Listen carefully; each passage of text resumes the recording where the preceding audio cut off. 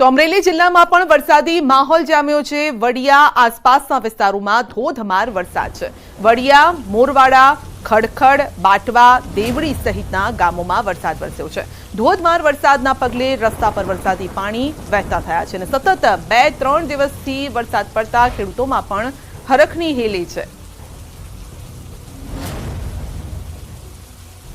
તો અમરેલી જિલ્લામાં વરસાદી માહોલ છવાયો છે। ગઈકાલે પણ લાઠી આસપાસના વિસ્તારોમાં પણ વરસાદ જોવા મળ્યો હતો। બજારમાંથી પાણી વહેતા થયા હતા અને નદીઓ બે કાંઠે થઈ હતી। અમરેલીમાં ગઈકાલે પણ સારો વરસાદ વરસ્યો છે। આજે સવારથી પણ વરસાદનો જોર છે।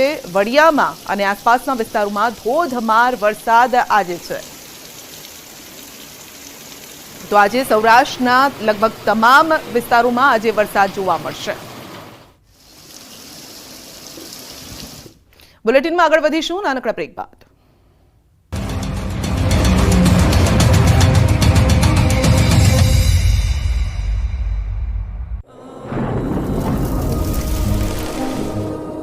જળવાયુ પરિવર્તનનું જોખમ આપણા દરવાજે પહોંચી ગયું છે। હવે જરૂર છે એક મોટા ક્રાંતિકારી બદલાવની અને આનો પ્રારંભ થશે 140 કરોડ ભારતીયોથી। આ ક્રાંતિ શરૂ થશે એક વૃક્ષથી। એક વૃક્ષ માનવતા માટે, એક વૃક્ષ આ ધરતી માતા માટે, એક વૃક્ષ આપણા ભવિષ્ય માટે। પ્રોજેક્ટ વન ટ્રી, ન્યૂઝ 18 નેટવર્કની એક મોટી પહેલ। થઈ ગયું। આ બાજુ ખેડાના કેટલાક વિસ્તારોમાં વરસાદથી ઠંડક પ્રસરી। નડિયાદ સહિત પીપલગ, ડુમરાલ, મિત્રાલમાં વરસાદ પડ્યો। વરસાદ વરસતા ખેડૂતોમાં આનંદની લાગણી પ્રસરી। ઉત્તર ગુજરાત અને મધ્ય ગુજરાતમાં મેઘાના મંડાણ। અમદાવાદમાં ધોધમાર વરસ્યો। આખરે વર્ષો કરતા આ વાદળો અમદાવાદ પર જોરદાર વરસી પડ્યા। છેલ્લા કેટલાય દિવસથી અમદાવાદ પર વાદળો ઘેરાતા હતા પણ વરસતા ન હતા, પણ મંગળવારે શુભ મુહૂર્તમાં જોરદાર વરસ્યા અને પણ પવનની સાથે। પહેલા પવન ફૂંકાયો, વાતાવરણમાં ઠંડક કરી અને બાદમાં જોરદાર વરસાદ પડ્યો। બપોરે 2 વાગ્યા બાદ અમદાવાદમાં કડાકા ભડાકા સાથે વરસાદ વરસ્યો। બનાસકાંઠાના ધાનેરામાં પણ ધોમધોકાર વરસાદ પડ્યો। બાપલા, વાછોલ બોર્ડર, કુડી સહિતના ગ્રામ્ય વિસ્તારોમાં વરસાદ પડતા ખેતરો પાણીથી તરબતર થઈ ગયા। બોર્ડર વિસ્તારના ગામડાઓમાં વરસાદથી ધરતીપુત્રો ખુશખુશાલ થયા। સતત 5 દિવસના વરસાદના વિરામ બાદ વરસાદ પડતા પાકને નવું જીવન મળ્યું। વરસાદથી તાતની આંખો ચમકવા લાગી। બનાસકાંઠા અને રાજસ્થાન બોર્ડર વિસ્તારમાં પણ વરસાદ જામ્યો। બનાસકાંઠાના પાંથાવાડાથી રાજસ્થાનના માંદર સુધી વરસાદ પડ્યો। વરસાદ વરસતા રોડ ઉપર પાણી ભરાયા, જેને લઈને વાહન ચાલકો અટવાયા હતા। અંબાજી પંથકમાં વરસાદી માહોલ જામ્યો। અંબાજીમાં 3 દિવસના વિરામ બાદ ફરી વરસાદની શરૂઆત થઈ અને માર્ગો પાણી થયા। લોકોને ભારે ઉકળાટથી આંશિક રાહત મળી। વાદળો સવારના ઘેરાઈને આવ્યા હતા અને બપોર પડતા તો તૂટી પડ્યા। ખેડાના માતર પંથકમાં પણ 2 કલાકમાં 2.5 ઇંચ વરસાદ વરસ્યો। ધોધમાર વરસાદ પડતા ખેડૂતોમાં ખુશીનો માહોલ છવાયો। માતર, લીંબાસી, ભલાડા, ત્રાજ સહિતના ગામડાઓમાં ધોધમાર વરસાદ થયો। ખેડા જિલ્લામાં નડિયાદ, માતર, વસો, ખેડા આ સહિતના વિસ્તારોમાં વરસાદ નોંધાયો।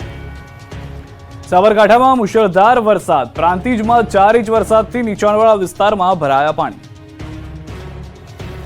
સાબરકાંઠામાં મેઘરાજાનું તોફાની સ્વરૂપ જોવા મળતા સ્થળ ત્યાં જળની સ્થિતિનું નિર્માણ થઈ ગયું। ધોધમાર વરસાદને કારણે નીચાણવાળા વિસ્તારોમાં જળનો ભરાવો થયો। મોટાભાગના વિસ્તાર બેટમાં ફેરવાયા। અસહ્ય બફારા બાદ પ્રાંતિજમાં વરસાદ તૂટી પડતા 4 ઇંચમાં પ્રાંતિજ પાણી થઈ ગયું। ગાજવીજ, પવન અને વીજળીના ચમકારા સાથે પ્રાંતિજ અને તલોદ તાલુકામાં વરસાદ વરસતા નીચાણવાળા વિસ્તાર ટાપુ બન્યા।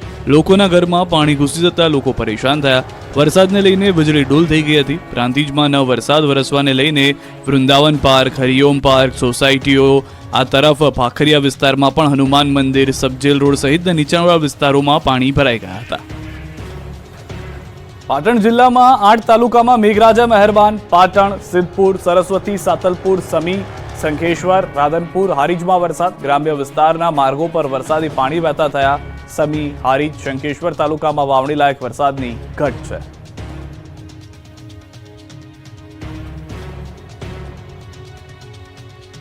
જૂનાગઢના 6 ગામના ખેડૂતો માટે મેઘ મહેર બની કહેર। હજુ પાણી નહીં ઓસરતા ખેતરો ડૂબ્યા।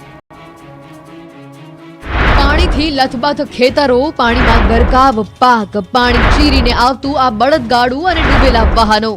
જળબંબાકારના આ દ્રશ્યો છે જૂનાગઢના ગામડાના।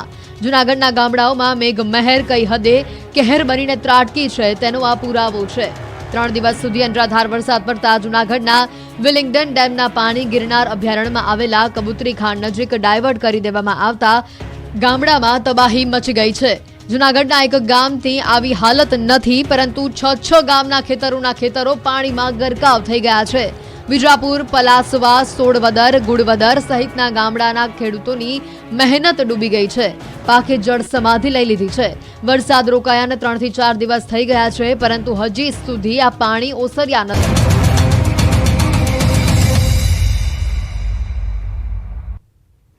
રાજ્યની સરકાર કૃષિ ક્ષેત્રે પરિવર્તન લાવી રહી છે. ખેડૂતોની રાત દિવસની મહેનત અને રાજ્ય સરકારના સહકારથી ખેડૂતોના જીવનમાં પણ પરિવર્તનનો પવન ફૂંકાયો છે. ગુજરાતે કૃષિ ક્ષેત્રે દેશને વિકાસની નવી દિશા ચીંધી છે.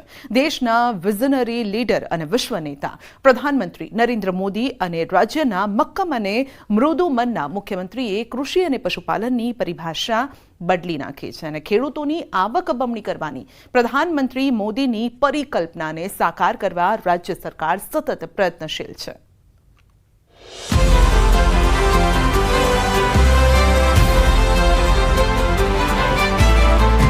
રાજ્યની સરકાર કૃષિ ક્ષેત્રે પરિવર્તન લઈને આવી.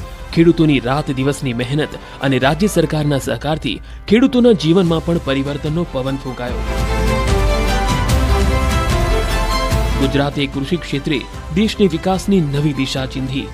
દેશના વિઝનરી લીડર અને વિશ્વ નેતા પ્રધાનમંત્રી નરેન્દ્ર મોદી અને રાજ્યના મક્કમ અને મૃદુ મનના મુખ્યમંત્રીએ કૃષિ અને પશુપાલનની પરિભાષા બદલાવી. ખેડૂતોની આવક બમણી કરવાની પ્રધાનમંત્રી મોદીની પરિકલ્પનાને સાકાર કરવા રાજ્ય સરકાર સતત પ્રયત્નશીલ રહી છે. ભારત સરકાર દ્વારા ખેડૂતોની આવક વધારવા માટે ખેડૂત કુટુંબને સહાયરૂપ થવા માટે 100% સહાયતા યોજના તરીકે પીએમ કિસાન સન્માન નિધિ યોજના જાહેર કરવામાં આવી છે.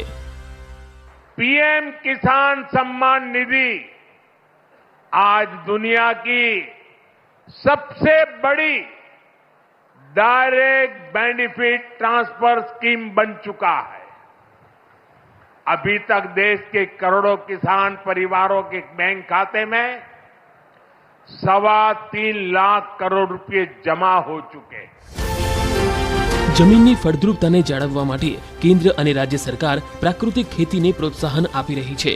ગાય આધારિત ખેતીથી ખેડૂતો આગળ વધી રહ્યા છે.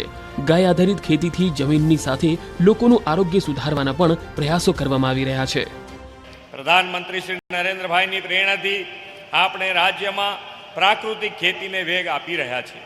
ખેડૂતો અને સહકારી મંડળીઓને પણ વિશેષ રૂપે આ માટે પ્રેરિત કરી રહ્યા છે.